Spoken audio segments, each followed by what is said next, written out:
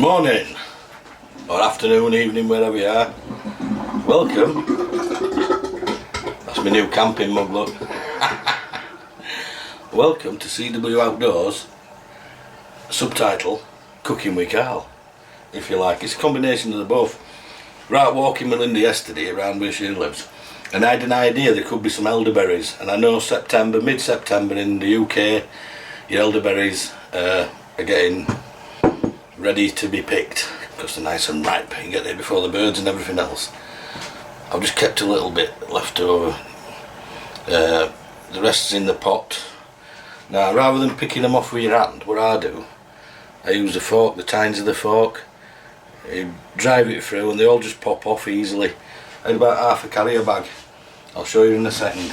We'll have a look. I've got a rolling boil on at the minute. So you just scrape them through like that. Easy, easy, easy. But you still end up with bloody purple, blue Ribena fingers when you've done. Right. We'll have a butchers and see what we're doing down here then.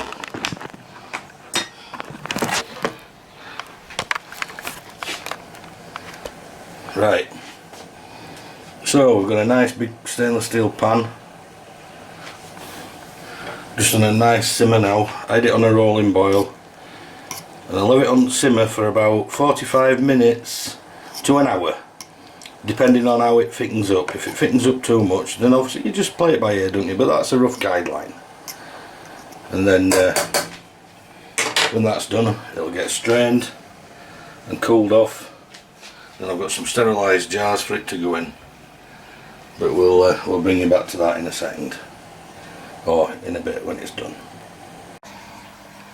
Right, so now I'm going to pour the reduced mixture through the sieve and into another pan, and then the stuff that's left over will mash it. Oh, the smell of that is absolutely beautiful.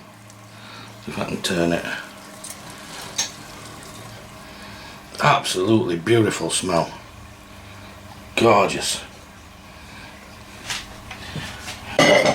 Turn this bloody ring off before I forget. Right, you can use a glass jar or a masher, potato masher. Just give it a good old mash.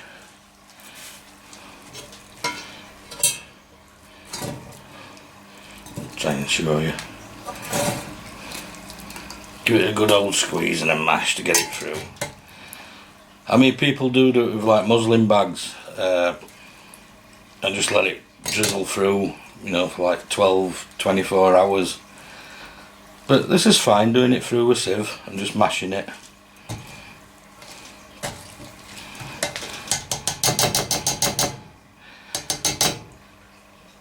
Now, I wouldn't advise you eating these raw off the tree. 1 or 2 is fine, because it does contain cyanide, but that all gets boiled away and gives you the wonderful benefits to your immune system,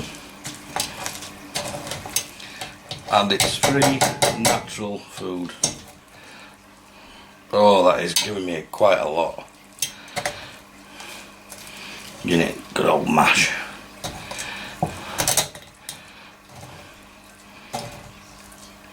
I'm gonna have a right clean up session later. All over my cooker top. It looks like, do you know, this time of year, if you've got elderberries near where you live, bloody cars are splattered in berries, aren't they? And that's what it is. The birds are picking them up in little sprigs and they're dropping odd 1 or 2 and it's landing on your car. Little shits. But it's like they're on my kitchen floor and my cooker top. So I'll be spending more time cleaning than what I've done this. But there you go. My grandmother used to do this for us when I was a kid in the 70s. Well, for me and my cousins and my brothers. And every winter we'd have a bottle of this stuff. I tell you what, it worked. You know, kid in the 70s. I mean, kids then, we used to play muck and eat crap and all sorts. And our immune systems were naturally built up. Not like today where the kids are like protected and, you know, they don't go out, they're just in the rooms all the time. They're not getting down and dirty in the muck and building up the natural immune systems. But there you go, you live and learn, don't you?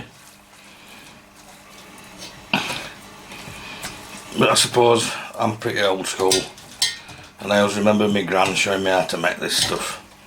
That's way back in the 70s. But it's been done, oh, I bet cavemen used to do this, it's that far back. And then I think we've just about got everything out of that we're going to get. And we've got a pulp left over. Now there could be some uses for the pulp, but we'll find out. Right, I'll show you how much we've got in there.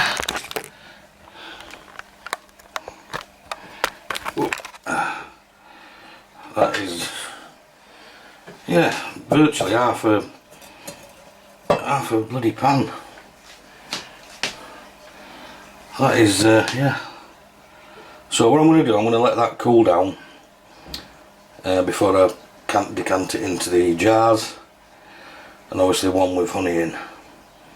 So bear with me, or in video time it'll be in a couple of seconds.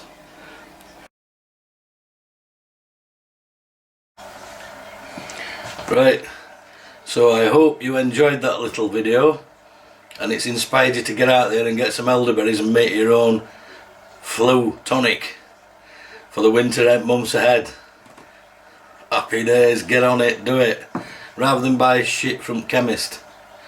This stuff is nature's own product, no additives. Brilliant. Anyway guys, thanks for watching. Next one coming up, foraging wise, is going to be horse chestnuts in a few months. Cheers, bye.